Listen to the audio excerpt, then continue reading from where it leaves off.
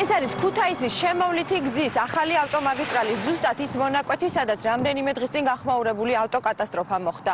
ავარიის კვალი აქაურობას, როგორც ხედავთ, ჯერ ისევ ეტყობა. 21 ივლისს ამ გზაზე Nissan Tiida ბათუმიდან თბილისის მიმართულებით მიდიოდა. BMW X5 კი საპირისპირო მხარეს ბათუმისკენ. შეჯახებისას 25-26 წლის ცოლ-ქმარი ნუცა კალანდარია და გიორგი პაპასკირი, ასევე მათი მეგობარი ანი ჩხაიძე ადგილზე გარდაიცვალნენ. ისინი მარჯვენა საჭიან ტიდაში ისხდნენ. წინასწარი ინფორმაციით ავარია მათ ზოლში BMW-ს გადმოსვლის შემდეგ მოხდა. To his captain, Kivakashvili, caught back try scorer Shontain Happy. BMW საქართველოს რაგბის ეროვნული ნაკრების წევრს მერაბ კვირიკაშვილს ეკუთვნის. მისი მდგომარეობა ახლა სტაბილურია, თუმცა X5-ის ყველა მგზავრი, მეკო კვირიკაშვილის მეუღლე ანა ბუაძე, მორაგბე გიორგი ლომინაძე და მისი მეუღლე ნუცა გუნცაძე დასავლეთ საქართველოს რეფერალურ ჰოსპიტალში უმძიმეს მდგომარეობაში მიიყვანეს. ლომინაძე თავიდანვე მძიმე მდგომარეობაში იყო, ტრავმოჰემორაგიული შოკით, მოთავსდა რეანიმაციულ განყოფილებაში.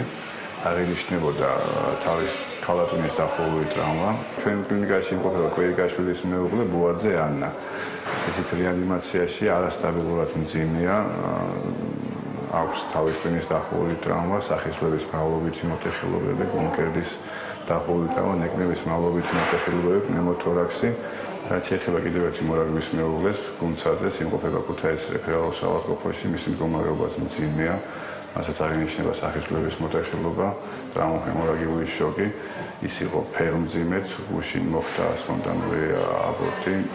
ასე გამოიყურება მანქანები 21 ივლისის ავტოკატასტროფის შემდეგ. ორივე ავტომობილი ქუთაისის საჯარიმო სადგომზეა გადატანილი. მიმდინარეობს გამოძიება 276 მუხლის მე-7 ნაწილით ტრანსპორტის მოძრაობის ან ექსპლუატაციის წესების დარღვევა, რამაც გამოიწვია 2 ან მეტი ადამიანის სიცოცხლის მოსპობა. საგამოძიებო უწყება კომენტარისგან თავს იკავებს, თუმცა ავარიის სავარაუდო მიზეზად სიჩქარის გადაჭარბება სახელდება. რა გახდა ამ კონკრეტული ავტოკატასტროფის მიზეზი, გამოძიების შემდეგ გახდება ცნობილი, თუმცა არავინ დაობს იმაზე, რომ სახელმწიფო პოლიტიკა საგზაო უსაფრთხოების მიმართულებით გადასახედია.